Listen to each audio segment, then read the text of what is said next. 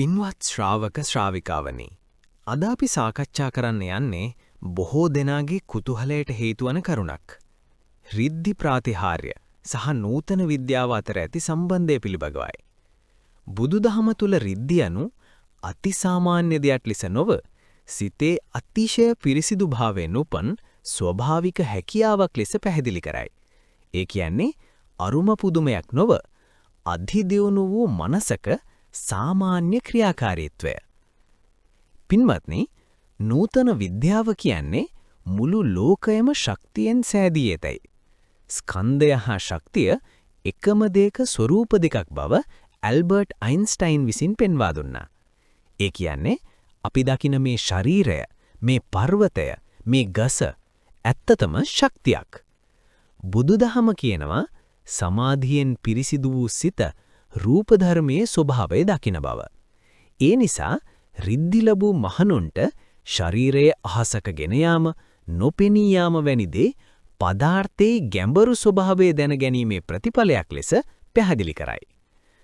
පින්වත්නි, අද විද්‍යාවේ ගැඹුරුම කොටස වන්නේ ක්වොන්ටම් භෞතික විද්‍යාවයි. එහි ක්වොන්ටම් ටනලින් කියන න්‍යාය අනුව අංශුවකට බාධක හරහා ගමන් කළ හැක. අපිට අමුතුයි. නමුත් බුද්ධ සාහිත්‍යයේ බිත්ති හරහා ගමන් කිරීම කියන රිද්දියත් මෙයට සමාන අදහසක් දක්වනවා. තවද ඔබ්සර්වර් ඉෆෙක්ට් කියනවා. නිරීක්ෂකයාගේ අවධානය අනුව පදාර්ථයේ හැසිරීම වෙනස් වන බව. ඒ කියන්නේ මනස ලෝකයට බලපායි.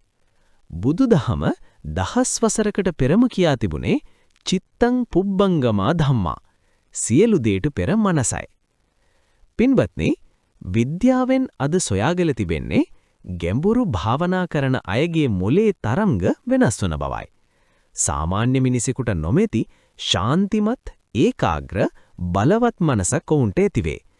එවිට මනස ශරීරයට සීමා වූ දෙයක් නොවේ, විශාල බලයක් ඇති ක්‍රියාකාරීත්වයක් බව පැහැදිලි වේ.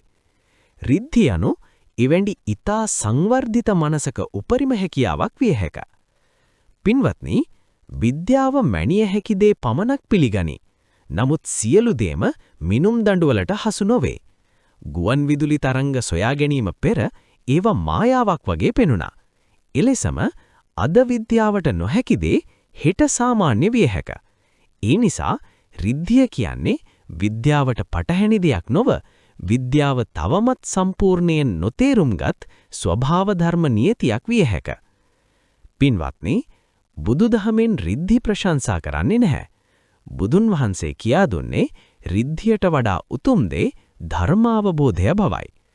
රිද්ධි මගින් ලෝකය විශ්මයටපත් කළ හැක. නමුත් ප්‍රඥාව මගින් සංසාරයෙන් මිදිය හැක. එබැවින් අපගේ අරමුණ අරුමකුදුම නොව දුක් නිවාරණය විය යුතුයි.